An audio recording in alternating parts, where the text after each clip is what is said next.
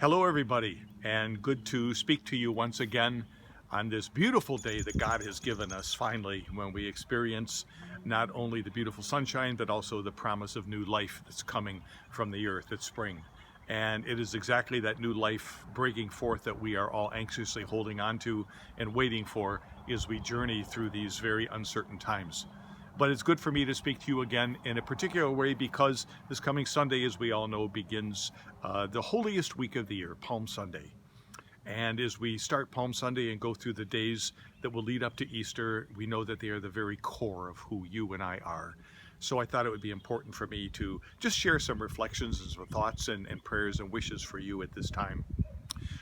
If there were two words today I was thinking about, and it has to do with a little bit of my past, I would say the words would probably be something like seeing Jesus, seeing Jesus. And the reason I think about that is because of the gospel today that the church gives us. It's a gospel where at the very end of the story, it talks about Jesus after the confrontation that he had with some people who were not exactly kindly to him, that it says Jesus hid himself and then went out of the temple and fled away. Jesus hid himself. And I remember as a young child, last Sunday was known as Passion Sunday. The Sunday before Palm Sunday was Passion Sunday.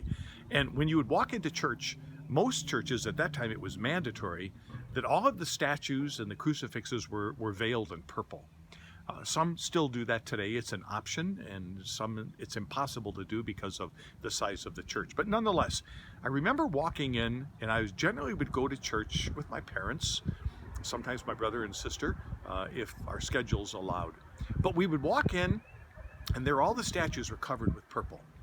So I remember one particular time I was there just with my mom alone, and I was just thinking about it, looking up at the large crucifix, and I couldn't see it, of course, and I said, I want to see him.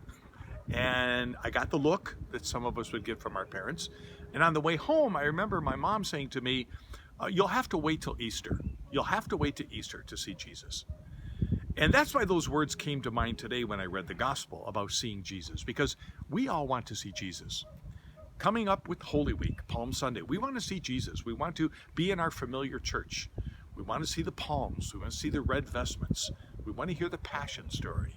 We want to hear those things that lead up to Holy Thursday, the foot washing, the beautiful ceremonies of Good Friday. We want to see those.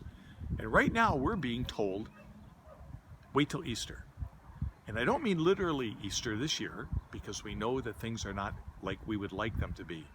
But rather, we have to wait for Easter whenever we will be able to experience the new life that we will receive when this pandemic is complete, or at least we are allowed to begin our lives again. So sometimes I hear people saying, I want to see Jesus. I want to get into church now. I want to go to confession now. And it's very difficult for us to say, be patient. You cannot see Jesus in the church now or in the sacrament of reconciliation.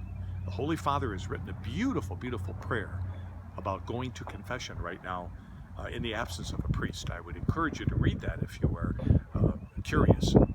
But we want to see Jesus, and I don't think we should just give up. And I say that because of this. If you want to see Jesus, I have seen him already in the people that were on the news today serving food in our city of Detroit and in New York and some other places, free food to people who came by because they're in such a difficult situation. I saw Jesus in those people. I see Jesus in the people on the news when the people who work on the front line right now come home and their faces are marked because of the masks they wear, with bruises and calluses and even bleeding. I see Jesus there as well. And so what I'm trying to get across is we will be able to see Jesus, even though we remember, again, statues that were veiled. We couldn't see him physically, that image. But we can still see Jesus this Holy Week here at St. Irenaeus in many, many different ways. No, the church won't be open. No, the ceremonies of Holy Week will not be open to the public. But they will be prayed, and we will pray for you. I will pray for you during this time. We are doing our best to get as much online as possible with the facilities and the limitations we have right now, but we will still see Jesus. There is, we just received notice, a 4-day Holy Week retreat sponsored by the Archdiocese. It will be online. Please check it out. You will be able to see Jesus through that retreat. And so as we come here on this wonderful day that God gives us, my wish for you right now is that you don't give into despair. And like the statues that were oftentimes in some places still are veiled, that doesn't mean that God is hidden from us. The Lord is right with us. You can feel his presence today. And just like the disciples who walked away from Good Friday heartbroken, they couldn't imagine the joy when they would see Jesus on Easter Sunday night. That's the kind of joy that you and I are going to experience someday. But like my mother told me, you have to wait. And that's what I'm telling you right now. As your pastor, please be safe. Say your prayers at home. Use this time to grow in your spirituality. I'm so edified by the things I hear of families that are taking time, praying together, watching TV, praying the rosary. All of those things are wonderful. In them, through them, you and I and all of us will see Jesus in ways we can't imagine. So again, I pray for you. Please pray for me. Until the next time, God bless you.